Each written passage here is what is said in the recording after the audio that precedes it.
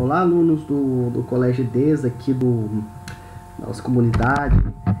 Pois bem, nós vamos agora fazer o módulo 5, né, da apostila do 7º ano, Economia Rural, Agropecuária Brasileira, e vamos então dar início às nossas atividades. Pois bem, acompanhando aqui na apostila junto com o professor, nós podemos observar que hoje o Brasil ele tem uma estrutura, digamos assim, tanto quanto complexa no campo. E por que ele é complexa? Porque nós devemos compreender que o Brasil ele é um dos países que tem uma das maiores produções agropecuárias do planeta. O Brasil ele tem uma extensão territorial, uma diversidade de solo gigantesca. Porém, nós sabemos que o acesso à tecnologia e nós sabemos que as áreas de campo no Brasil são extremamente caros, né? São muito caros em função do alto custo do campo, do alto custo do maquinário, assim por diante. Portanto, isso faz com que no Brasil existam dois modelos assim bem que convivem juntos, né, que é o moderno e o rudimentar, o moderno e o antigo. Pois bem, e a partir sabendo que o campo brasileiro é marcado por essa diversidade, do moderno e do rudimentar convivendo simultaneamente, são contemporâneos uns dos outros, nós vamos passar a fazer uma análise da nossa situação da produção agropecuária aqui no Brasil. E aqui nós temos algumas imagens na página 236. E então vamos para a página 237. Vejam bem, nós sabemos que uma alimentação diversificada é muito importante para a nossa qualidade de vida, porque a partir de uma alimentação saudável nós conseguimos desenvolver as habilidades, né, que são necessárias para uma boa qualidade de vida, né? Se você não se alimentar bem, você não vai conseguir abstrair muito bem as coisas, né? O seu comportamento cognitivo, a sua resposta cognitiva vai ficar abaixo daquilo que se espera. Então, nós devemos compreender que é muito importante a gente ter uma alimentação muito variada, né? Onde nós possamos consumir grãos, legumes, verduras, ovos, carnes, etc. E então, cabe destacar que o Brasil, nesse sentido, ele torna-se um grande produtor agrícola. Isso não quer dizer que todos os brasileiros tenham acesso a uma boa alimentação, porque isso depende de recursos financeiros, né? E aí nós estamos falando, já começamos a falar da pobreza e da falta de acesso, não essencialmente à produção agrícola. Vejam bem, gente, nós devemos compreender que o Brasil e nenhum país do mundo tem condição de produzir tudo aquilo que consome, né, na sua variedade. Existem produtos que não se adaptam facilmente à nossa questão climática e à nossa questão geográfica. Um exemplo disso é o trigo. O trigo ele faz parte da nossa alimentação. O trigo ele é parte de fato da nossa vida. O pãozinho de todo dia, o bolo, o biscoito, seja ele recheado ou não recheado, né, os macarrão e assim por diante. E de fato a gente não produz tudo aquilo que deveria, ou tudo aquilo que nós consumimos. Por esse motivo, nós temos uma dependência com relação ao comércio internacional de países como, por exemplo, Uruguai e Argentina. É interessante destacar que a produção agrícola no Brasil ela tem se tornado dinâmica e tem crescido bastante desde a década de 1950.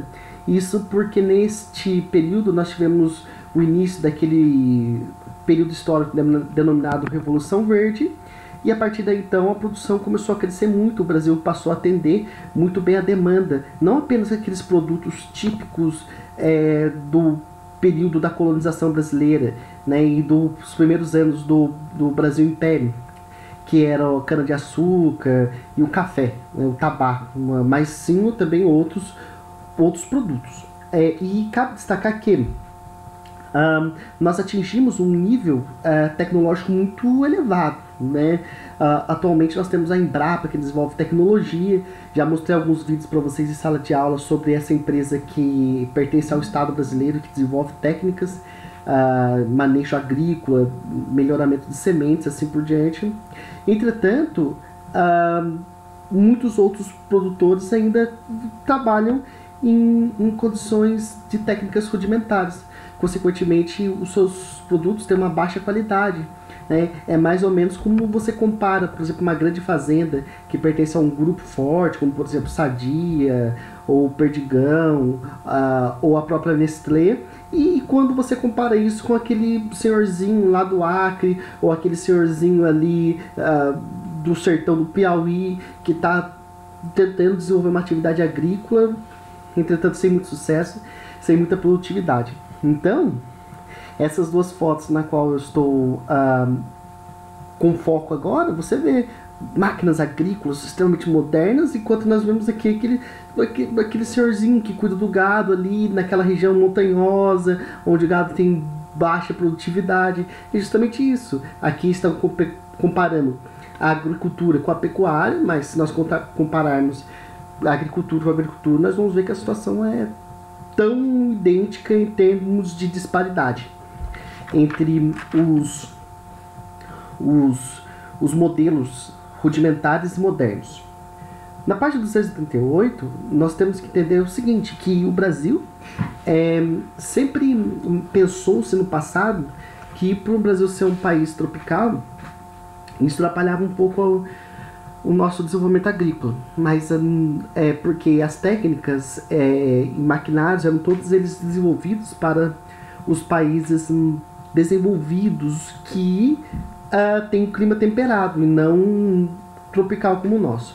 Atualmente, nós sabemos que isso não é de fato muito correto, porque se houver um bom manejo agrícola, uma adaptação, nós podemos atingir uma produtividade muito grande. Não é à toa que, atualmente, nós produzimos no sertão nordestino. Nós temos uma fruticultura muito produtiva no sertão do Nordeste e que era uma área até pouco tempo atrás não explorada. Ou seja, o país ser tropical, de clima tropical, não atrapalha a sua produtividade agrícola, não, em hipótese alguma. Porém, é de se destacar que ela muitas vezes a utilização de técnicas inadequadas acaba atrapalhando a produção agrícola, e se você tem condição financeira de criar um sistema de irrigação, você consegue produzir em locais que outrora era impossível você fazê-lo. Um exemplo disso é o sertão nordestino, fruticultura, uma das áreas de maior qualidade de produtos agrícolas hoje no Brasil. Vejam bem, o Brasil ele está se tornando um dos maiores produtores agrícolas do planeta, né? Por que isso? Nós temos atualmente, gente, grande extensão territorial, ou seja, o Brasil ele é muito grande, consequentemente as nossas terras são relativamente baratas para quem tem dinheiro para comprar, né? E caras para quem não tem acesso ao capital, né, em bancos para fazer financiamento. Nós temos condições naturais favoráveis, porque nós não temos eventos extremos, né? Não eventos extremos, toda chuva ela pode ser extrema, mas nós não temos como persistência desses eventos extremos, né? E também nós temos uma grande quantidade de rios, uma rede hidrográfica incrível, né, e uma grande variedade de solos. Vão desde solos muito produtivos, solos poucos produtivos, solos arenosos, mais solos argilosos. Independente disso, nós temos uma grande variedade. E atualmente nós temos desenvolvido técnicas agrícolas próprias. E isso, de fato, é muito importante. Quem faz isso? A Embrapa. E eu acho que nós precisamos valorizar essa empresa brasileira que trabalha muito em detrimento da nossa produção agrícola. Tá bom? Nós vamos encerrar esse primeiro vídeo e logo mais nós estamos com o segundo vídeo sobre a nossa sobre a análise do módulo 5 sobre produção agrícola.